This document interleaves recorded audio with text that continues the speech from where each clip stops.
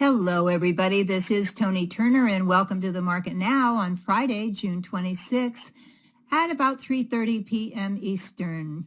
Well, the S&P 500 is rising today, but still headed for a weekly loss as investors rotated out of key technology stocks and into more defensive areas of the market.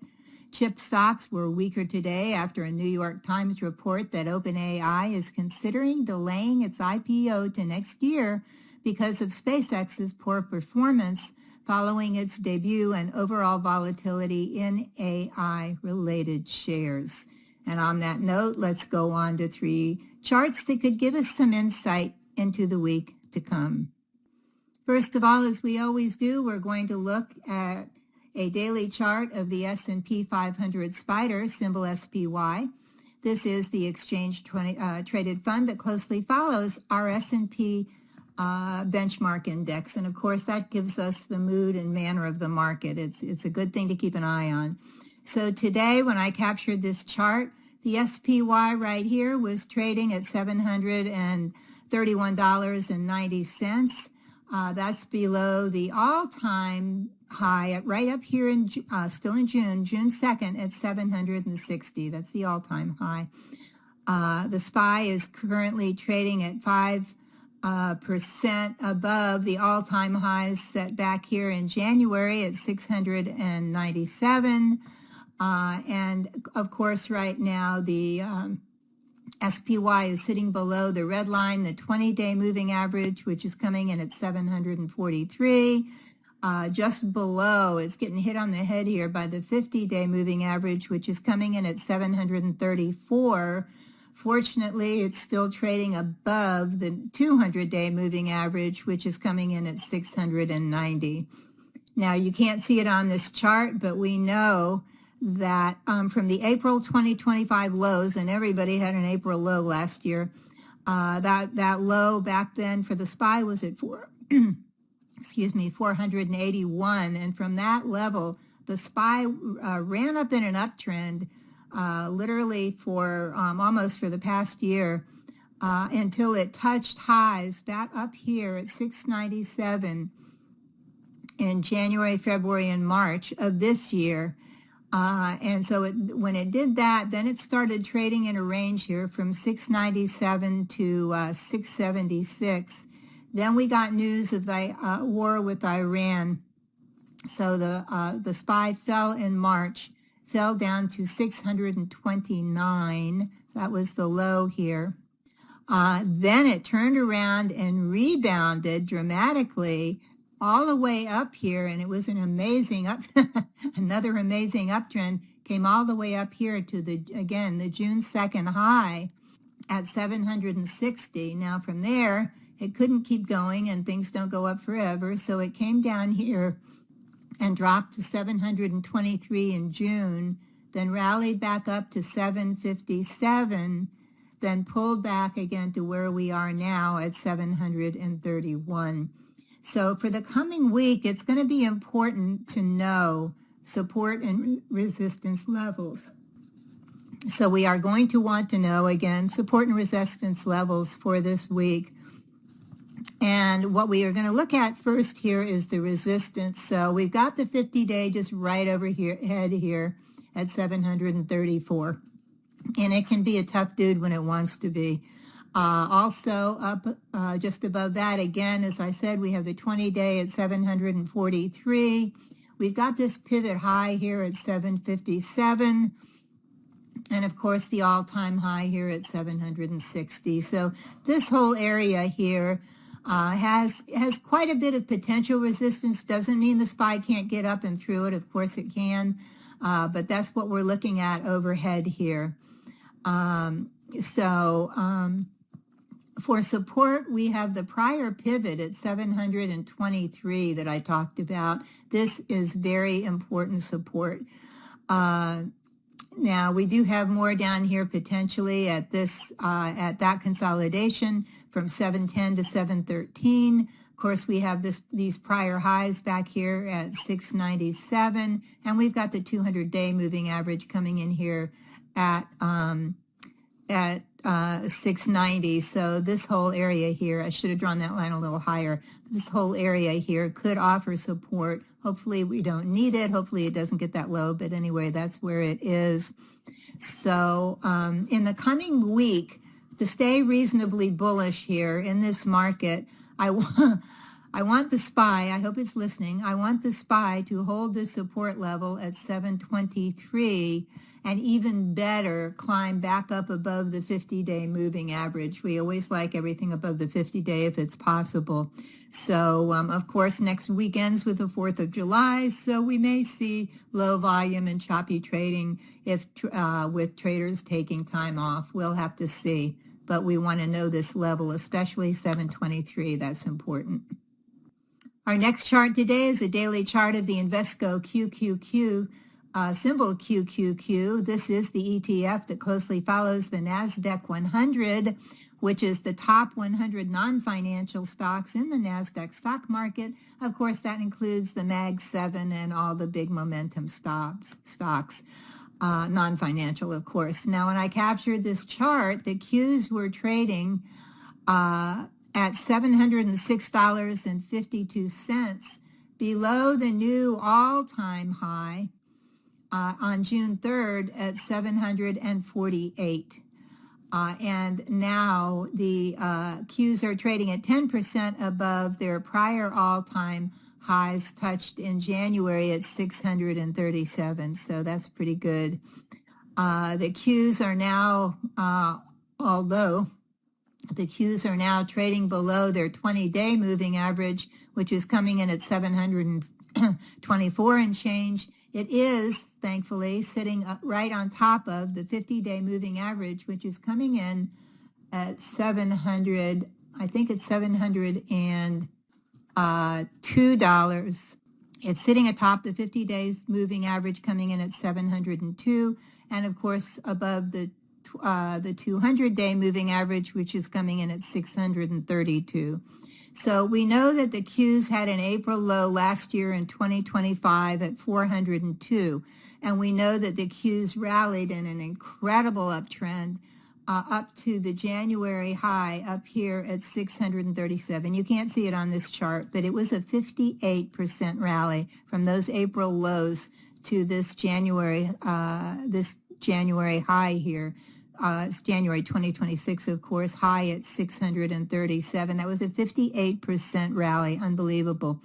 Now from there, from up here at 637, of course, it's consolidating here because it's getting tired after that big run. And then it fell. It finally dropped to 594 here in February. It dropped down here to 594. Tried to punch back up through the 50-day and the 20-day moving average, but couldn't do it. It was just too tired. And then it fell on the Iran war news down here to the March low at 555. Then, like the SPY, it rebounded and flew up in an amazingly strong uptrend here at quite a premium to its 20-day moving average. And it flew up here, up April and May to 748, then fell to down here to 693, then rallied to the June high up here, 15th high at 744, then fell back down to where we are now at 706. So what do we have going on here? We have resistance at the 20-day right overhead here at 724, and of course the highs up here at 748. We have potential support here. It's sitting right on top of the 50-day moving average. If it can stay here, that's going to be great. That's at 702 again. We have the pivot below here at 793.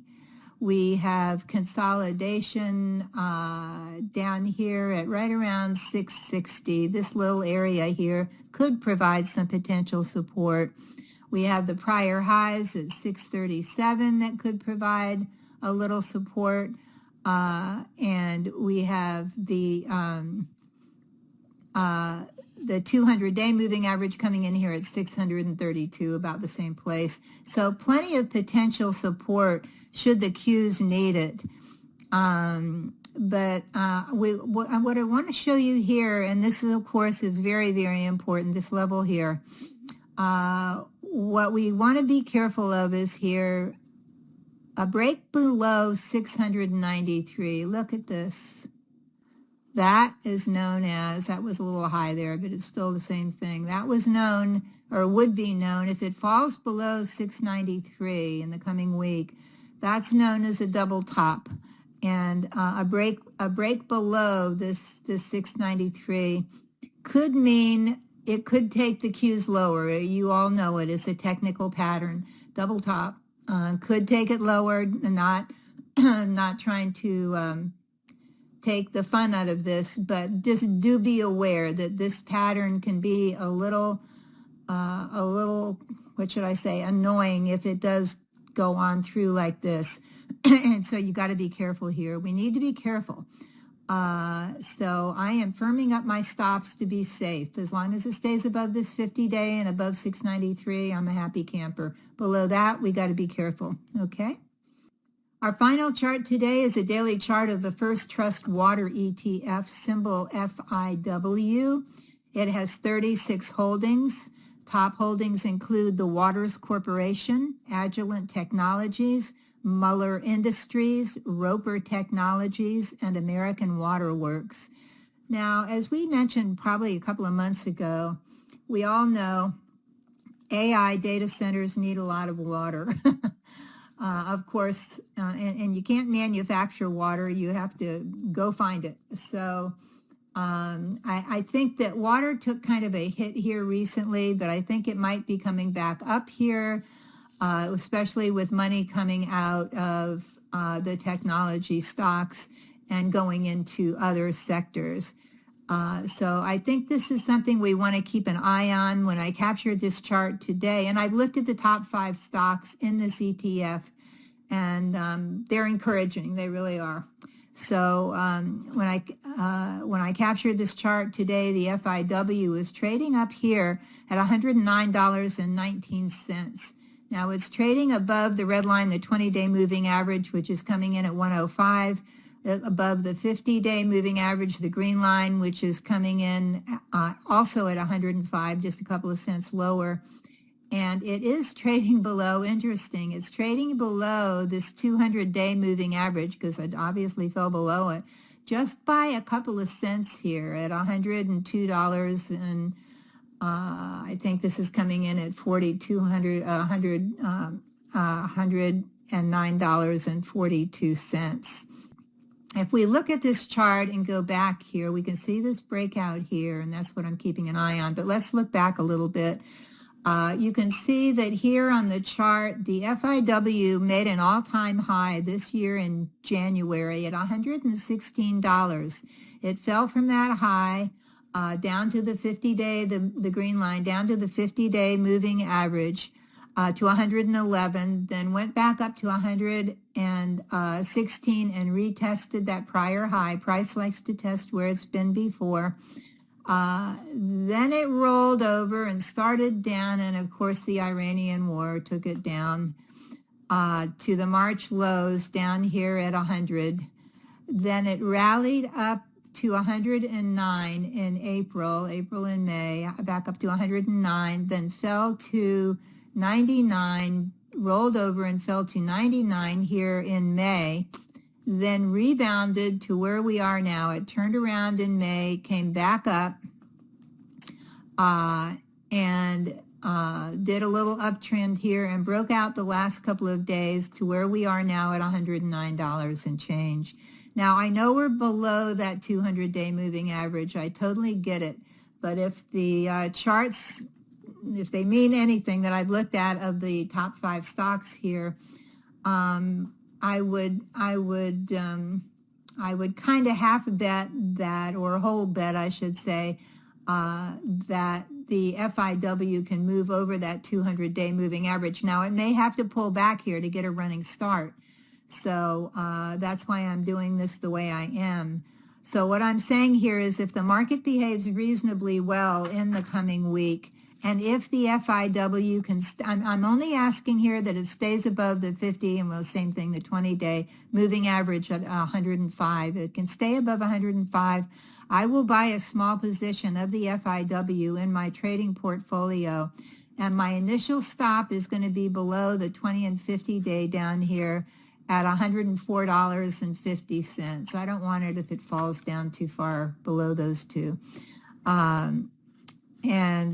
So then if and when the FIW climbs up here to over 116, of course, I will add to my position, and by then my stop will be a trailing stop. So you may want to keep an eye on the FIW in the coming week, and I thought that would be a good place to kind of stay here and see what tech stocks do, kind of stay in a safe place. So while we're at it, I don't know if you guys remember, we talked about the IHI a few weeks ago. That looks like it might end up being a pretty good bottom fishing play. I'm going to keep an eye on the M-O-R-T REIT ETF, mortgage REIT ETF, M-O-R-T, if I can do this right. It's trading at around $10. It might break out here if interest rates cooperate. And of course, I'm still nibbling a little on Hood, H-O-O-D, that's Robinhood, a stock. And now please know that at ToniTurner.com, we've lowered the price of all of our online training programs to make them more accessible to everyone. So if you'd like to become a more profitable trader, now is a great time to check out my timeless training programs. How to bottom fish like a pro. And again, this one we were looking at with the IHI. How to bottom fish like a pro is the perfect trading to check out right now. We've got some stocks here that are, certainly hitting lows, and this is a good time to learn how to treat them and how to make money from them.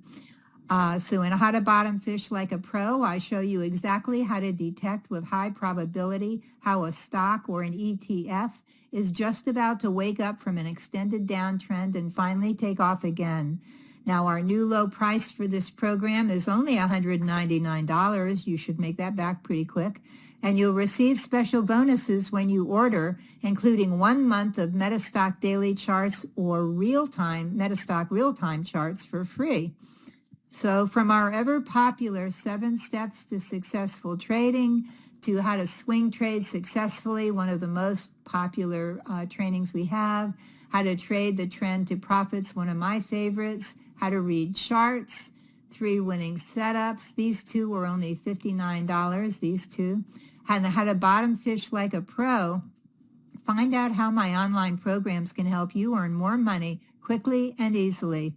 And once you purchase, you have unlimited access to learn at your own pace. So be sure to check them out by going to the link on this screen, or easier still, just click on the orange button below. Until next week, keep green on your screen. I'm Toni Turner, and this is The Market Now.